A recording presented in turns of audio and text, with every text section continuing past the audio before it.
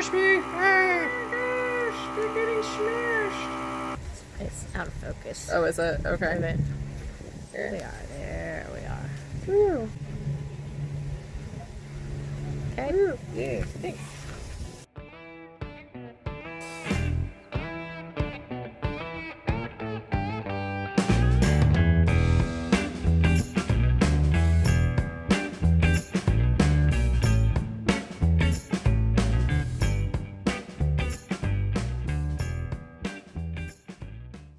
Hey guys, welcome back to my channel. It's Biz, and today we're going to be harvesting hops.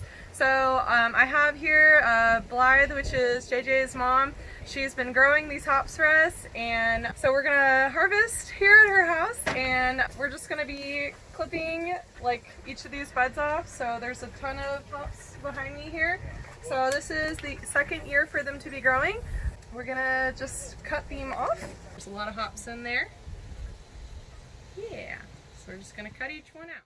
And we're wearing long sleeves as well because last year we did this and we ended up I ended up with almost like an allergic reaction type looking thing, and then we put aloe vera on our arms and it was much better, but it was a little crazy. So we're just gonna be cutting these off and putting them in a paper bag so that we can dry later, and so we'll share that with you a little bit more.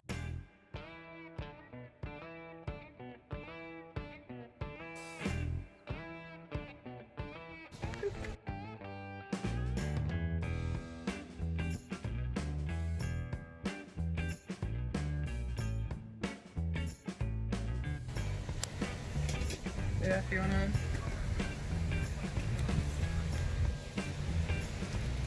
Scope out the powder on the inside. Sweet. There we are. Woo.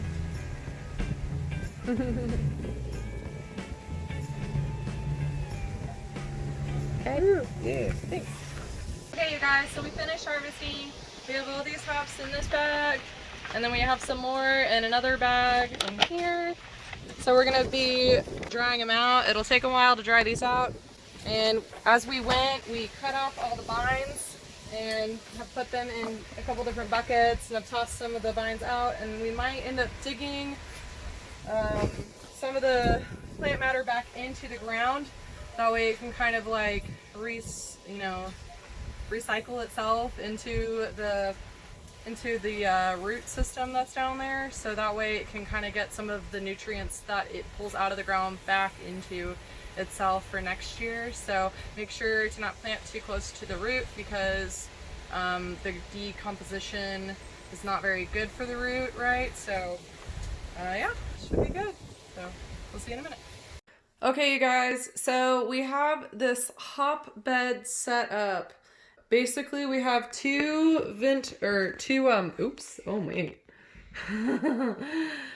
screens from just like windows, so two window screens. And then we have the hops on both those beds. So the cans are separating out. There's 4 cans, so one for each corner. Just random beer cans that we had at the house. We have this set up on 2 buckets, the window screens. And then from there we have this fan underneath that we usually use to try to keep the swamp, cool or whatever with. And then we have that on just like a little stand to try to have it off the floor. That way it can have airflow through. And so we started out with our scale said when it was in the bags, it was 30.7 ounces. And when we weighed the bags after putting all the hops out, it said 2.5 ounces for the 2 bags that they were in, and that gives us 28.2 ounces. There was just a slight amount of moisture in the bottom bag from the hops, and so that should really that's just negligible, honestly, at that point. So we're gonna turn on the fan on low and hopefully can dry out these hops, and we'll see how dry we can get them, and we'll see how many ounces we can get this down to when it's dried out. Last year we did this in the oven. This year we're trying it this way to see if we like this method better. So there's a lot of different methods you can use for getting the moisture out of the hops. This is just one of them. So hopefully this helps. And now the fan is on, and now we wait. All right, everybody, just took the hops off the hoppos. We have basically a full bag. You see we got about maybe a hand's length of a full grocery bag. And so we have the original weight of just the hops was 28.2. The original weight of this same bag was 2.5 ounces, and that was with it wet. And I took a reading right before I did this, and it's 2.3 ounces right now.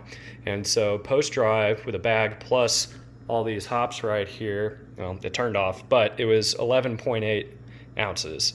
And so that yields us 9.5 ounces of hops. And so what we're going to go through now is we're going to go ahead and vacuum seal these bad boys, probably in 2 or 3 ounce portions, probably 2 ounce portions, I guess, or close as we can get it, right? I'm not going to, well, maybe I will weigh them out before I do it. I'll let you guys know here in just a minute. So we went ahead and zeroed out this scale, and as you can see, it's about 2 ounces exactly, and this is a full-size mixing bowl. So there's going to be quite a bit in here, and we'll vacuum seal it up, and it'll shrink pretty small, and then we'll pop it in the freezer. All right, this is our second bag. We're going to shrink wrap right here, and I guess we wanted to show you guys this. So you got to fit it right in the groove, and we got to make sure that the black lines aren't crushed by hops. Looks pretty good. And then you lock it, and then you just simply hit vacuum seal and watch it shrink up. And you don't crush me! Ah, gosh, you're getting smashed!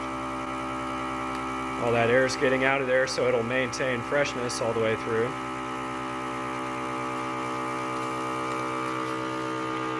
Still got a ways to go for that guy. This bag is a little bit bigger than the other one, so we'll see what it looks like here after it's done. Uh-oh.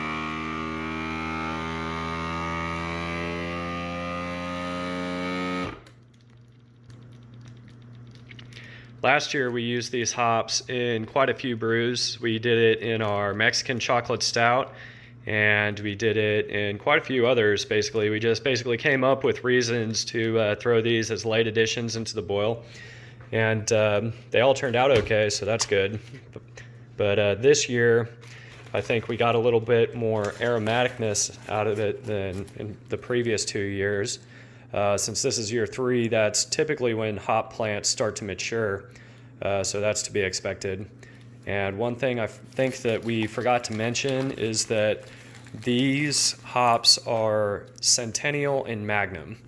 And because Nugget died. Yeah, both of us bought Nugget independent of each other, and Nugget failed at both of our places. But Magnum did pretty well, and I think the bulk of this is Magnum, but there's definitely some Centennial in there. I can definitely smell some of the Centennial aromatics in there, kind of piney and resinous, and so yeah, I'll let you know when these guys are done. We're finishing up our last bag here, and I just wanted to show you guys, it's coming through on camera a little bit, but it's much more dramatic in real life. You can see a lot of the lupulin powder. I tried to scrape it off my hands, but as you can see, it's like Cheeto dust. It just stays on there, but it smells delicious, and it's Until you lick it off. Yeah, I'm not gonna lick it because it's probably horribly bitter. I've never tried pure lupulin powder before, but I mean, I've definitely so one time Nick was brewing with those hop shot type stuff, and it was gross. just, yeah. I was like, I wonder how this tastes, and I tried it, and oh my gosh, it was so bitter. So yeah, for those of you who don't know, hop shots are like concentrated alpha acids from a hop, right? And you use it instead of traditional hops, and yeah, I can only imagine what that tastes like, concentrated bitter liquid. But It was terrible. Yep. Don't do it. Anyways, we're doing our last bag here. Due to some rounding error on the scale, we got 1.2 in this last guy, which, you know, that's pretty good. That's pretty good. So here we go.